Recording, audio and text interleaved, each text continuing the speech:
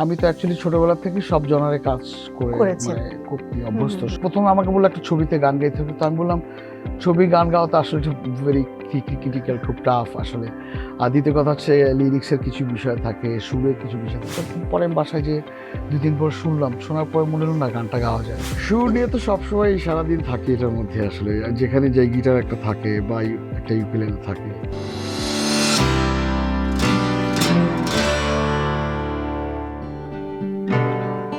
বিদায় জ্ঞাপন ভেঙে বেদনার অসীম সীমান্তে বসেই আছি আমি, নির্জন অরণ্যে একাকী আমি। বিদায় জ্ঞাপন ভেঙে বেদনার অসীম সীমান্তে বসেই আছি আমি,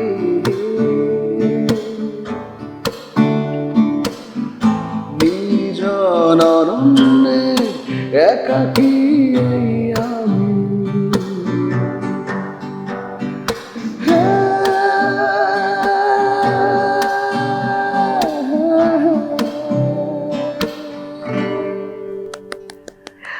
welcome to our show. Thank you so much for coming. খুব ভালো লাগছে, আমি দর্শকদের সাথে একটু ইন্ট্রোডিউস হয়ে এসে তারপর গল্প শুরু Sure. করছি। দর্শক সবাইকে ওয়েলকাম করছি Mohammad and sons luxury watches presents TBS স্পটলাইটে।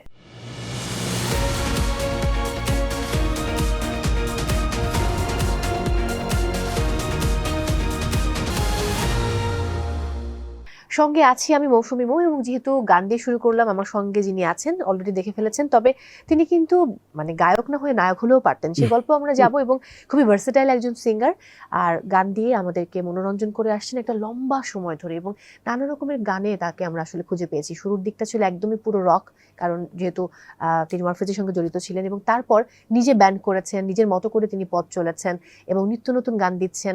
এবং গত 2 বছরের কথা যদি বলি, তিনি কিন্তু সিনেমায় প্লেব্যাক করেছেন। সো বিভিন্ন ট্র্যাকে আসলে তাকে আমরা খুঁজে পাই, বিভিন্ন জনরার গান তিনি গেয়ে থাকেন। আমার সঙ্গে রয়েছেন আমাদের ভালোবাসার মিজান। কেমন আছেন?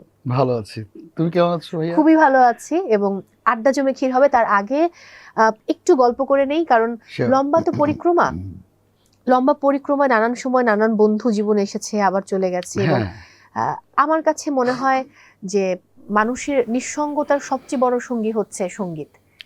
এটার সাথে আপনি আসলে কতটুকু একমত? একমত, পুরোপুরি একমত। কারণ আমার নিঃসঙ্গ লাইফ আমি অনেক কাটিয়েছি আসলে। তখন আমার শুধু সম্বল ছিল শুধু এই গিটার আর গান, মানে সুর যেটাকে বলে আর কি, আর ওগুলো নিয়ে আমি পথ চলেছি আর কি।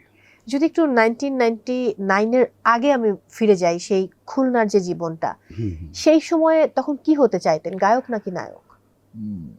সেই সময় আসলে যেমন মানুষ তো স্বপ্ন দেখে পড়াশোনা করবে, পড়াশোনা শেষ করে একটা গ্রাজুয়েশন করবে, তারপরে একটা জব করবে, দিস এন্ড দ্যাট, এরকম স্বপ্ন অনেকে থাকে। কেউ পুলিশ অফিসার হবে, কেউ ডাক্তার হবে, কেউ আর্মি হবে, দিস এন্ড দ্যাট। মানে আমার আসলে এমন কোনো স্বপ্ন কখনোই ছিল না।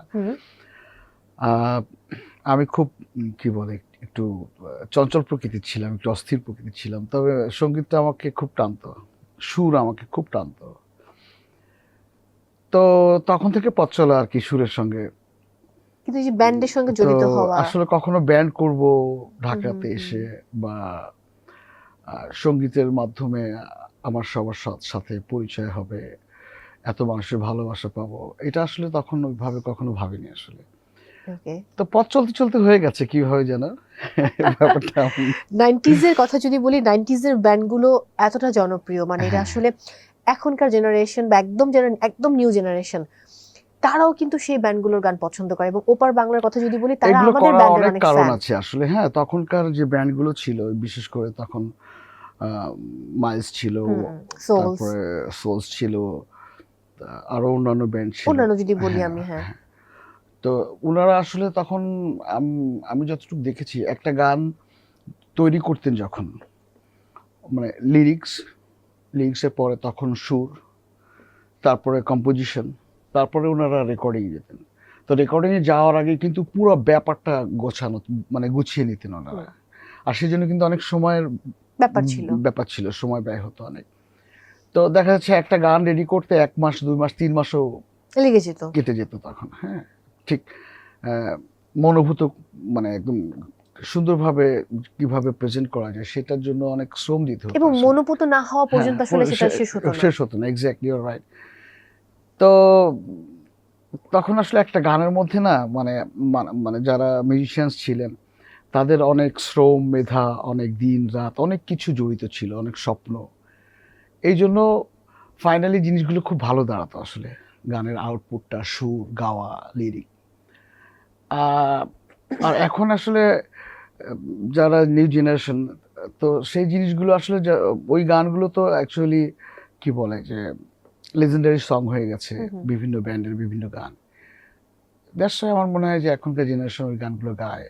আর এখনকার জেনারেশন যারা গান বানাচ্ছে, তৈরি করছে, তারাও যদি আসলে আরেকটু ডেডিকেটেড হয়, আমার মনে হয় যে ওদেরগুলো হবে হয়তো একসময় এরকম। এই যে সিনেমায় প্লেব্যাক করার প্রসঙ্গে আপনি কি বলবেন? কারণ নর্মালি যেটা হয়, আমরা কয়েকদিন আগেই আমাদের এই শোতে কবির বকুল এসেছিলেন গীতিকবিতে। তার একটা গল্প শুনছিলাম যে আসবার কালে আসলাম একা, এই গানটি গাওয়ানোর জন্য, যেহেতু এটা সিনেমার প্লেব্যাক, তো জেমস ভাইকে যখন অফার করা হয় 3 লাখ টাকা অফার করা হয়েছিল। এরপর তিনি রাজি হচ্ছিলেন না, অনেকবার অনুরোধ করে করে তাকে রাজি করানো গেল।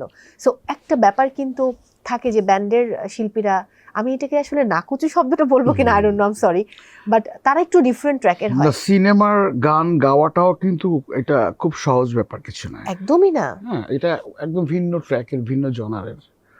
তো ব্যান্ড মিউজিক যারা করে, দেখা যাচ্ছে আমরা ম্যাক্সিমাম রক মিউজিক করি, রক অ্যান্ড রোল করি, হেভি মেটাল করি, থ্রাশ মেটাল করি, দিস এন্ড দ্যাট, বিভিন্ন জনার।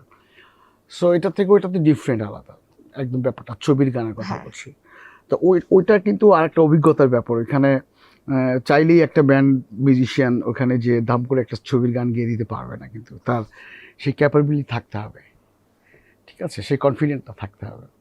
তো জেমস ভাই গিয়েছেন, অবশ্যই ভালো গিয়েছেন, তার ক্যাপাবিলিটি ছিল, গিয়েছেন। তো আর আমি যদি ধরেন আমার কথা বলি, আমি তো অ্যাকচুয়ালি ছোটবেলা থেকে সব জনারে কাজ করে, মানে খুব ইউজ টু আর কি, অভ্যস্ত, সব জনের গান শুনেছি, সেগুলোকে রপ্ত করার চেষ্টা করেছি বিভিন্ন সময়ে।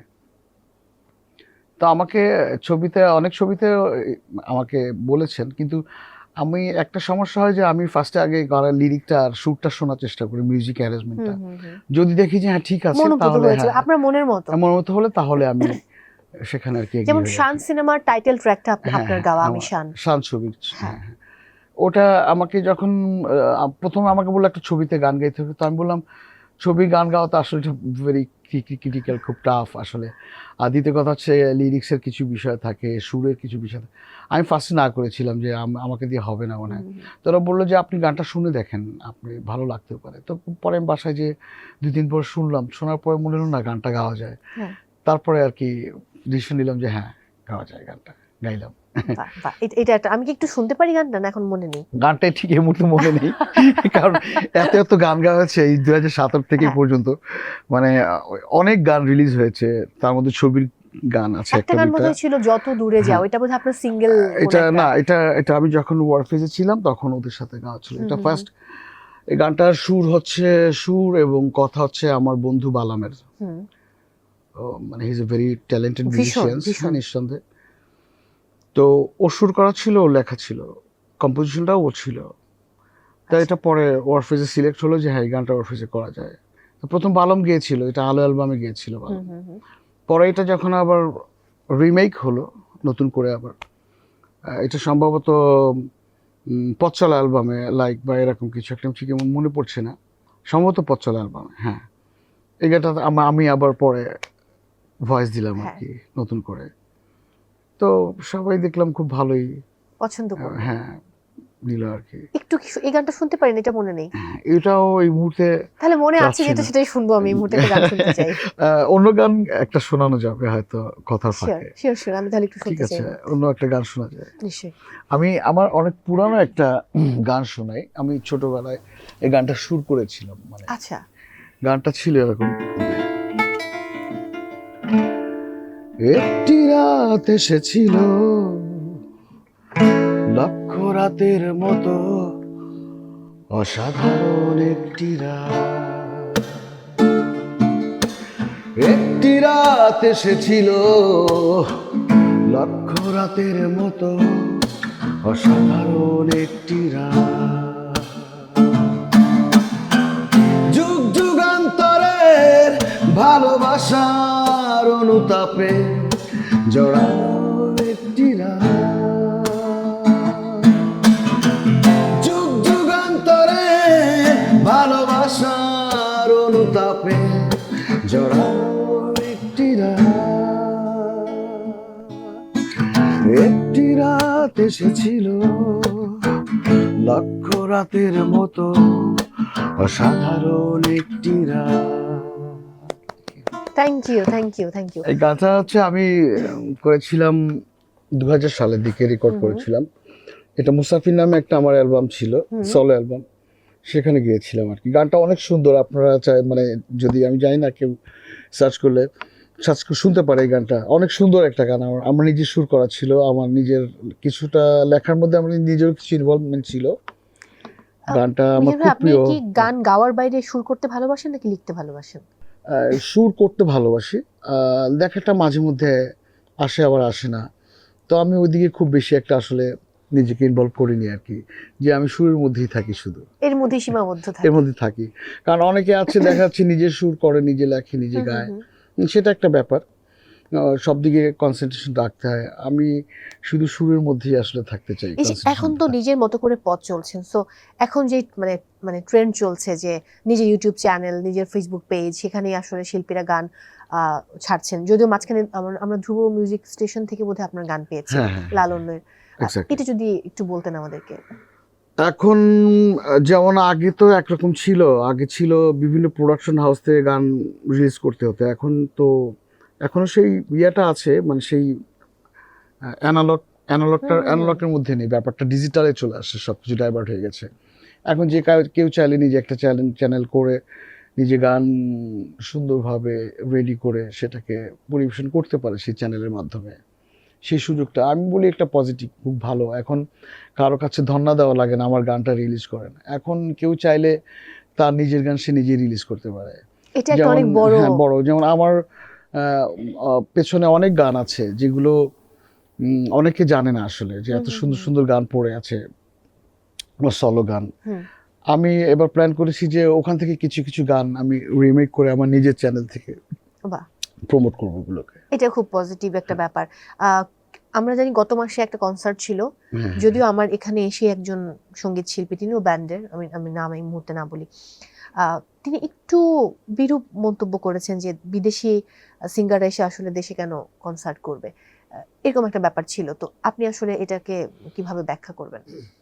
আমরা তো বিদেশি মিউজিশিয়ান আসবে এখানে, যদি ধরেন আমাদের দেশের মিউজিশিয়ানদের সাথে একটা কোলাবোরেশন থাকে, যে একসাথে না, ওখানে আমাদের দেশের মিউজিশিয়ান, আমাদের দেশের সিঙ্গারও গেছে, একজন সিঙ্গার গাইতে পারেনি, ওটা নিয়ে একটা কথা হচ্ছিল, এবং যিনি এসেছেন তিনিও বেশ মানে ওয়ার্ল্ড ওয়াইড তিনি খুব ফেমাস একজন সিঙ্গার। এবং তার পরবর্তীতে কিন্তু আমরা ব্ল্যাকের কনসার্টও আমরা দেখলাম গত মানে এই মাসের লাস্টের দিকের কথা মানে যদি বলি আমি, তাহলে মানে কি মনে হয় আসলে এটা নিয়ে আপনার কোনো বিরূপ মন্তব্য আছে কিনা? আমার কোনো বিরূপ মন্তব্য আসলে আমি বলতে চাই যে বিদেশি মানে কিছু মানে বিদেশি মিউজিশিয়ানদের নাম শুনলে বা বিদেশি একটা কোনো জিনিস সে নাম শুনলে আমরা হুমড়ি খেয়ে পড়ি, মানে মানে ব্যাপারটা কি, আসলে আমাদের দেশে অনেক গুণী মিউজিশিয়ান আছে আমি মনে করি, হ্যাঁ অনেক ট্যালেন্টেড মিউজিশিয়ান আছে। তো বিদেশ থেকে যখন একটা মিউজিশিয়ান বা একটা সেট আপ বা একটা গ্রুপ, একটা ব্যান্ড, হোয়াট এভার বাংলাদেশে এনে ওদেরকে যেভাবে প্রেজেন্ট করা হয়, ওদেরকে যেই সুযোগ সুবিধাগুলো দেওয়া হয়, বিশেষ করে সাউন্ড, লাইট, এই জিনিসগুলো কিন্তু ও আমাদের দেশের মিউজিশিয়ানদের জন্য মানে যারা মানে অ্যারেঞ্জার থাকে ওরা করে না, কিন্তু ওরা মানে বিদেশি বলে মানে আর কি একটা অজ্ঞান হয়ে যাওয়ার মতো অবস্থা হয়ে যায়। এই বিষয়টা আসলে অ্যাকচুয়ালি কি বলবো, যে বিদেশি যাই হোক, আমার তো খুব ইচ্ছা যে একবার বিদেশি যাই হোক আসুক একবার, আর ওদের সাথে আমরা একবার থাকি, দেখি না কি হয় একই মঞ্চে। এইটার কিন্তু একটা দরকার আছে, আমার মনে হয় যে এরকম একটা কমিউনিকেশন করে প্ল্যাটফর্ম যদি পাই কখনো, তো ওদিন দেখা যাবে, বোঝা যাবে অ্যাকচুয়ালি আমাদের আমরাই বেস্ট নাকি মানে বিদেশিরা বেস্ট, ওটা বোঝা যাবে ওদিন ওই মঞ্চে। তো ওইরকম একটা দিন আসুক ইনশাল্লাহ, আমি দোয়া করি যে নিশ্চয়ই আপনি একই মঞ্চে। আপনি যে ব্যান্ডে হ্যাঁ। ঢুকে মানে ব্যান্ড ঘরানার গানে ঢুকে গেলেন বা রক টাইপের গান, হুম, হুম। সো আপনার পেছনে যদি বলি যে ইন্সপায়ার হিসেবে আসলে কে কাজ করেছে বা আপনার ইন্সপিরেশন কে?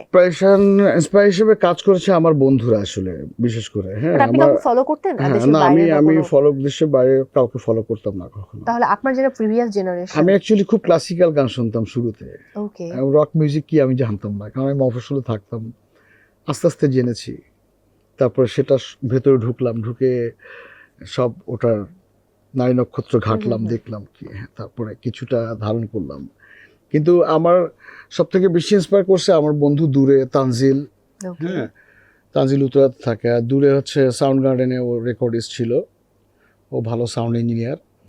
তো ওই অ্যাকচুয়ালি বেসিক্যালি আমাকে, আমি যখন 4টা গান রেকর্ড করি তার মধ্যে এই যে গানটা শোনালাম, ওই যে হ্যাঁ। একটি রাত এসেছিল, হ্যাঁ। এই গানটাও তখন রেকর্ড হয়েছিল। এইটা আরও 3টা গান মোট, তখন আমার সোলো অ্যালবাম রেডি হচ্ছে।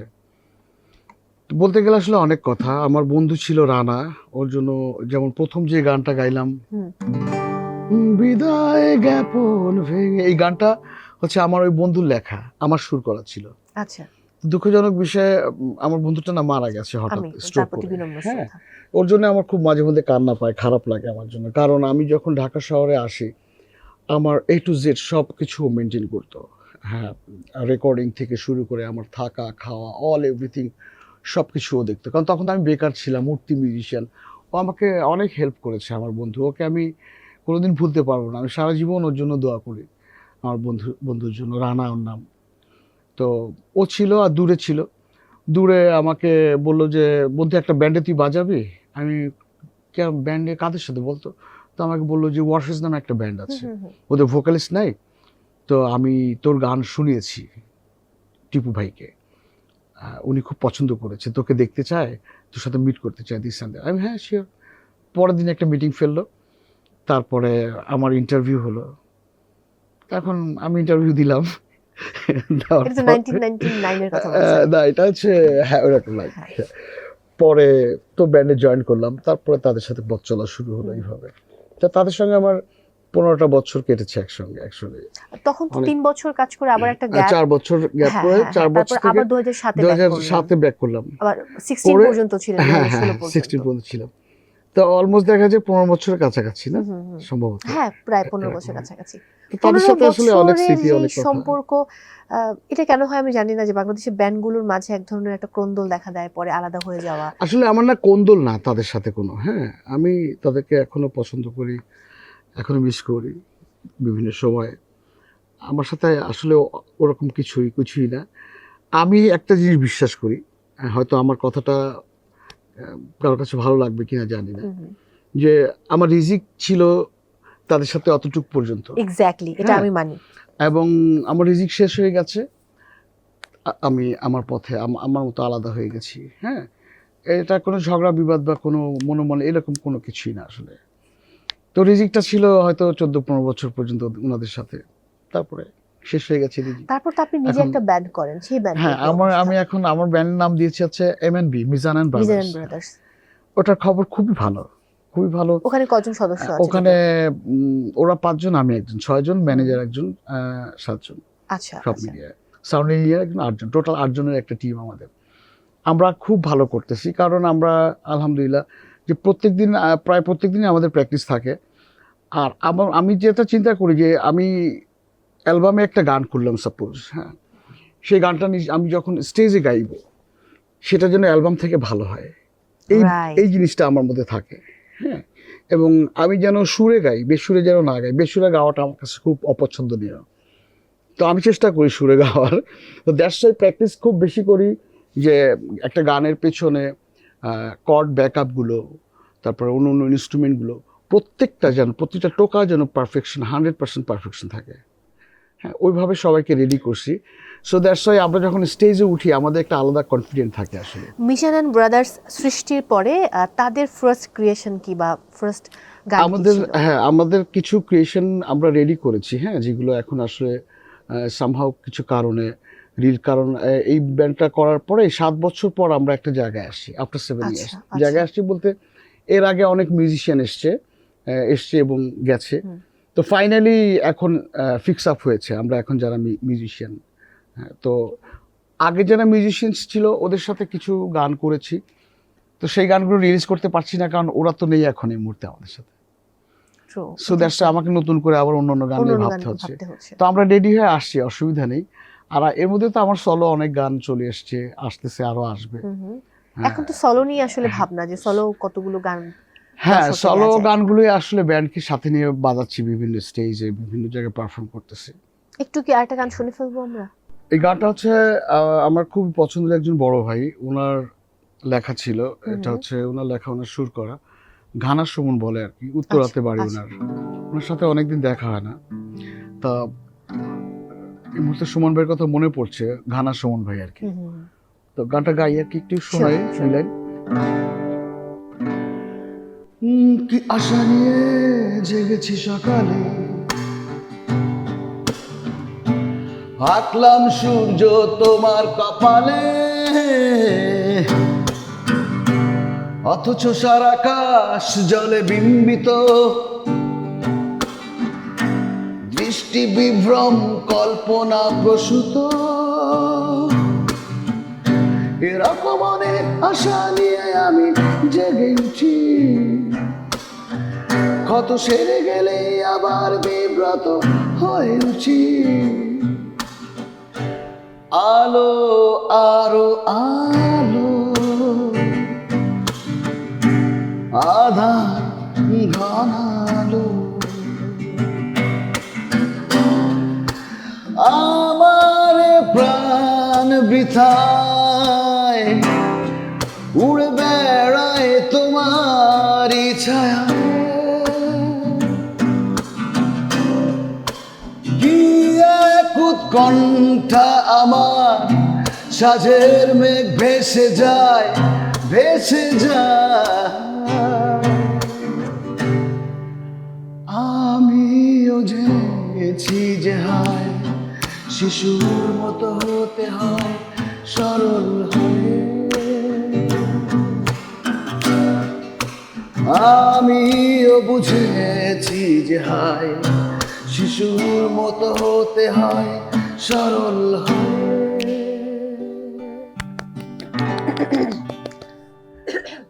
আমি ঠিক এখন, আমি গতকালকে সারা রাত্রে একটা শুটিং এ ছিলাম, অনেক ঠান্ডা লেগেছে, কোনো অসুবিধা নেই, তারপরে ঘুমেরও অনেক প্রবলেম, তারপর তোমাদের আজকে ইয়াটা ছিল, আসার কথা ছিল দেশে, গান গাইতে পারছি না ঠিক, মানে এটা ওয়ার্ফেজের টাইটেল সংটা, এটা আলো, হ্যাঁ হ্যাঁ এক্স্যাক্টলি, এটা আমার রেকর্ড হয়েছিল 2000 সালে মনে হয়।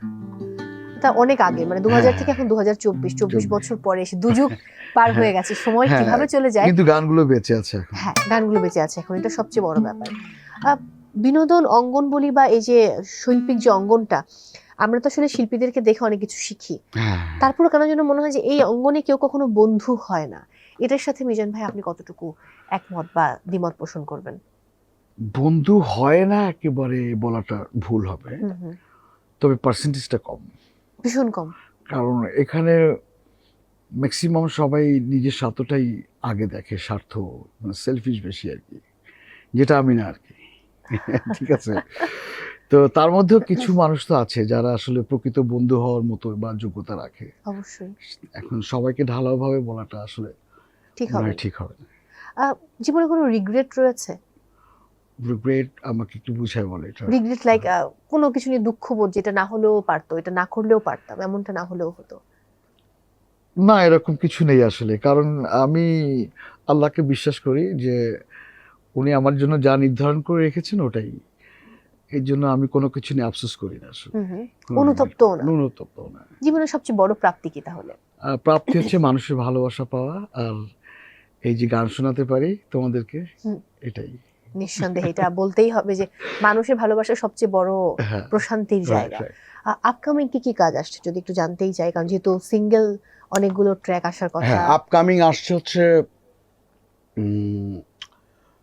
গান বাংলা থেকে আমার বেশ কিছু কাজ আসতেছে সামনে, তার মধ্যে ছবির একটা গান গেয়েছি আমি, মানে এই গানটা কোনো একটা ছবিতে যাচ্ছে, কারণ গান বাংলার টিএম প্রোডাকশন থেকে একটা ছবি ওরা প্রডিউস করতে যাচ্ছে সামনে ওনারা, সো ওখানে একটা গান গেয়ে দিয়ে আসছি। গানটার নাম হচ্ছে একটা উদ্ভট নাম আর কি, মানে শুনেই একটা ধাক্কা, মানে আমার মাথা নষ্ট, কেন এত কষ্ট। ও খুবই ঠিক আছে, উদ্ভট। হ্যাঁ, হ্যাঁ হ্যাঁ হ্যাঁ। কিন্তু ব্যাপারটা কিন্তু অন্যরকম। ব্যাপারটা অন্যরকম, এটা গানটা রিলিজ হলে মানুষ বুঝবে। এটা এক্সট্রিম লেভেলের একটা হাই পিচের গান। এবং আমার মনে হয় যেটা মানুষ নিবেও খুব ভালো, কারণ হ্যাঁ এখনকার প্রজন্মের সঙ্গে এই মানে এইরকম লিরিক্সের গান কিন্তু খুব যায়। হ্যাঁ হ্যাঁ যেটা আপনি বলছেন যে খুব হাই পিচের, হ্যাঁ, সেটাও হ্যাঁ। একটা ফ্যাক্ট। আর ছবিতে এত হাই পিচের গান হয় বা এই ধরনের লিরিক্সের গান হতে পারে, এটা আসলে অনেকের ধারণা নেই। সেই ধারণাটা চেঞ্জ হয়ে যাবে সামনে, আশা করছি। এটা অসম্ভব একটা মানে রকি একটা পাঞ্চিং একটা গান হয়েছে, আসলে রেডি হয়েছে। ওকে, এটা কবে নাগাদ আমরা পেতে এটা পারি? সামনে ওনাদের ছবিটা রিলিজ হবে হয়তো কুরবানিদের আগে। মানে কিংবা এই পরে। একদম মানে রানিং সময়টাতে, হ্যাঁ তাহলে তো খুব বেশি সময় আর নেই। হ্যাঁ, সময় নেই এখন, ওনারাই ভালো বলতে পারবেন। আর দ্বিতীয় হচ্ছে, পাপড়ি গানটা গাওয়ার পরে আমরা চিন্তা করছিলাম যে আমরা যদি আরেকটা গুরু আজম খানের ট্রিবিউট গান করি, সেটা কোন কোনটা গানটা করা হবে? উচিত, এবং সেটা পাপড়ির থেকে আরেকটু ওয়েট হতে হবে, মানে ভারী হতে হবে। ভারী হতে কারণ হবে। এখন পাপড়ির সমকক্ষ দিলে কিন্তু জিনিসটা, হ্যাঁ পাপড়ির মতো হয়েছে বলবে ব্যাপারটা, আমি ওইটা চাচ্ছি না যে পাপড়ির মতো হয়েছে, না পাপড়ির থেকে আরো ভালো হয়েছে, এটা এরকম একটা ব্যাপার শুনতে চাই। তাহলে তোর জন্য একটু তো মানে আমরা গবেষণা আরেকটা করা গান দরকার। রেডি করেছি, কিন্তু হ্যাঁ। গানটার নামটা এখন বলছি না, এটা আচ্ছা আচ্ছা। একটু ইয়ে আছে। হ্যাঁ।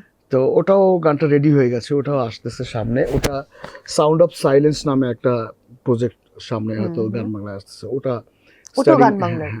তো ওই গানটা প্রথম স্লটেই আমার এই গানটা থাকতেছে আর কি। তো এটা নিয়েও খুব আশাবাদী। আর দ্বিতীয় হচ্ছে অনি হাসানের সাথে আমার একটা গান রেডি হয়েছে, এটা তোমরা সবাই জানো অলমোস্ট। এই গানটা খুব তাড়াতাড়ি চলে আসবে, ঈদের আগেই। এইটা কি আমরা একটু শুনতে পারি নাকি এটাও শোনানো যাবে না? এটাও শোনানো যাবে না, কারণ ওদের নিষেধ আছে যে না আপাতত। এই জন্য তবে গানটা সম্পর্কে বলি, গানটা অ্যাকচুয়ালি অনেকেই ভাবতেছে যে পূর্ণতা টাইপের, না আসলে পূর্ণতা টাইপের না। গানটা হয়েছে একটু অন্যরকম, মানে ওই যে বললাম না যে পূর্ণতার থেকে আরেকটু বেশি উপরে, একটু মানে একটু ভারী ব্যাপারটা। হ্যাঁ। লিরিক্স গুলো আরো সুন্দর, একটু গভীরতাটা বেশি। এক্স্যাক্টলি।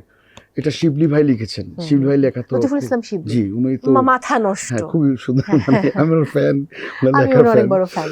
তো আমাদের সাথে খুব গুড রিলেশনস আসলে।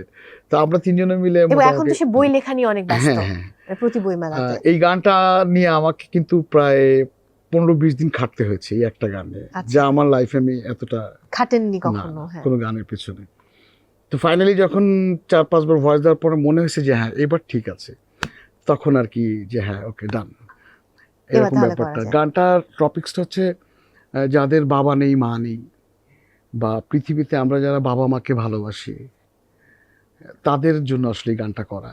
এই গানটা এত মেলোডিয়াস, এত রকি এবং খুব টাচি, মানে সবকিছু মিলিয়ে আমি খুব এক্সাইটেড গানটা আসলে কবে আসবে এই জন্য। না, এটা শুনে আমিও এবং খানিকটা আমি আজ করতে পারছি, কারণ লাস্টের বছরগুলোতে লতিফুল ইসলাম শিবলি ভাই যেরকম লেখা লিখছিলেন, একটু আধ্যাত্মিক, একটু মানে হাইপোথেটিক্যাল বিষয়গুলো, সো ওই জায়গায় আমি একটু কানেক্ট করতে পারছি। আমার মনে হয় যে গানটা খুব টাচি হবে এবং মানুষকে মানে যে কোনো মানুষকে, কারণ বাবা মা তো হ্যাঁ আমি বললাম তো যে এটা মানে যারা শব্দ বুঝে আর কি, তাদের কাছে ভালো লাগতেই হবে। না, এটা ব্যাপারটা এমন। আর সুরটা অনেক সুন্দর হয়েছে, আমি চেষ্টা করেছি আমার মানে ভেতর থেকে, প্রাণ থেকে গাওয়ার চেষ্টা করেছি। এখন কতখানি সময় সুরের জন্য দেয়া হয়? সুর নিয়ে তো সবসময় সারাদিন থাকি এটার মধ্যে, আসলে যেখানে যাই গিটার একটা থাকে বা একটা ইউকেলেলে থাকে, বাসাতেও সবসময় আসলে সুরের মধ্যেই থাকি, অন্যান্য কাজের মানে ব্যস্ততার পাশাপাশি। এখন তাহলে জায়গা কোনটা, যখন মিজান ব্রাদার্সরা মিলে প্র্যাকটিস করে, সেই প্র্যাকটিসের জায়গা? আমাদের ভেন্যুটা হচ্ছে তালতলাতে, খিলগাতে, ওটা আমাদের নিজস্ব প্র্যাকটিস প্যাড। ওকে ওকে, সেখানেই সবকিছু করা হয়, সবকিছু করি, এভরিথিং সব।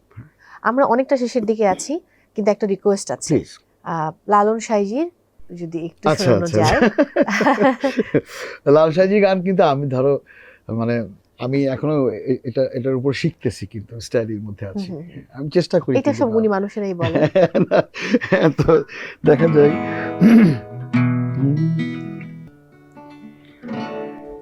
সহজ মানুষ ভোজে দেখ না রে মন, দিব্য জ্ঞানে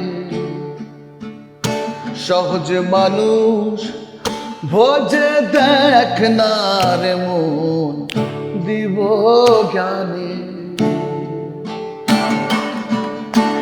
পাবি রে অমূল্য নিধি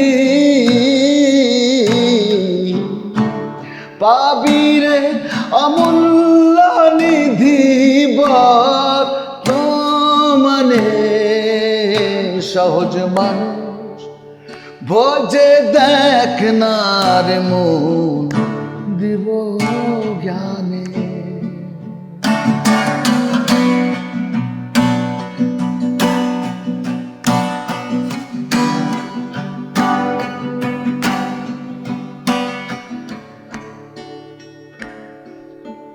ভজ মানুষের চরণ দুটি নিত্য বস্তু হবে খাঁটি ভজ মানুষের চরণ দুটি নিত্য বস্তু হবে খাঁটি মরিলে সব হবে মাটি মরিলে সব হবে মাটি এ ভেদ লাও জেনে তরায় এ ভেদ লাও জেনে সহজ মানুষ ভজে দেখ না রে মন দিব জ্ঞানে thank you thank you thank you thank you এই যে মানুষটা একটা সময় গিয়ে যায় যে নিজের ভূমিতে ফিরে যাবার কখনো ইচ্ছে আছে খুলনাতে গিয়ে সেটেল হওয়ার? না তেমন কোনো ইচ্ছে নেই আমি তো খুলনা অনেক কিছু ভুলেই গিয়েছি আবার অনেক কিছু পরিবর্তন হয়ে সর্বশেষ গেছে কবে গিয়েছেন? এখন সর্বশেষ লাস্ট কিছু কনসার্ট ছিল তখন গিয়েছিলাম আচ্ছা। আজ থেকে হয়তো 2-3 বছর আগে হুম হুম। তো যাওয়ার পরে আমি তো কিছু চিনতে পারছিলাম না আসলে এত এত চেঞ্জ উন্নত হয়ে গেছে। এখন শহর হয়ে গেছে সবকিছু বড় বড় বিল্ডিং হয়ে গেছে বড় বড় রাস্তা হয়ে গেছে অনেক মানুষ আগের থেকে অনেক মানুষ বেশি হয়ে গেছে তো আগে সেই পরিবেশটা এখন নেই আসে যে প্রাকৃতিক যে সৌন্দর্যটা ওটা নষ্ট হয়ে গেছে স্বাভাবিক এই আর কি তো যাওয়ার ইচ্ছে নেই হয়তো মাঝে মধ্যে যাব যেহেতু জন্মভূমি সেই জায়গা সবার থেকে। সাথে হয়তো দেখা করে আসলাম মাঝে মধ্যে কিন্তু আমি সেটেল হওয়ার কোনো ইচ্ছে ইচ্ছে নেই নেই। যাই হোক thank you so much for coming আজকে সময় দেওয়ার জন্য অনেক ভালোবাসা এবং নতুন কাজগুলো নিয়ে আমরা অনেক এক্সাইটেড যে নতুন কাজ আসুক যেহেতু আপনি বলছিলেন গান বাংলার ব্যানারে আসছে টিএম রেকর্ডসের ব্যানারে এবং নিশ্চয়ই সেগুলো ডিফারেন্ট একটা অবশ্যই এটা নিঃসন্দেহে হ্যাঁ। কোনো সন্দেহ নেই দর্শকদের উদ্দেশ্যে কিছু বলুন। দর্শকদের উদ্দেশ্য বলবো যে ওই যে গানটার মতো আর কি যে আমাদের এই যে আমিও জেনেছি যে হায় শিশুর মতো হতে হয় সরল হয় আমাদের মনটা যেন শিশুর মতো থাকে এবং সরল থাকে হুম। আমরা মানুষ হয়ে মানুষকে ভালোবাসবো আর সুন্দর সুন্দর মিউজিক শুনবো সুন্দর সুন্দর গান শুনবো সবাই একসাথে পথ চলবো এই তো অসংখ্য ধন্যবাদ আরো একবার আমি বিদায় নিচ্ছি। হ্যাঁ তোমাকেও ধন্যবাদ থ্যাংক ইউ দর্শক বিদায় নিচ্ছি আজকের মতো সবাই অনেক ভালো থাকুন দেখা হচ্ছে আবারও Mohammad sons luxury watches presents TBS স্পটলাইটে।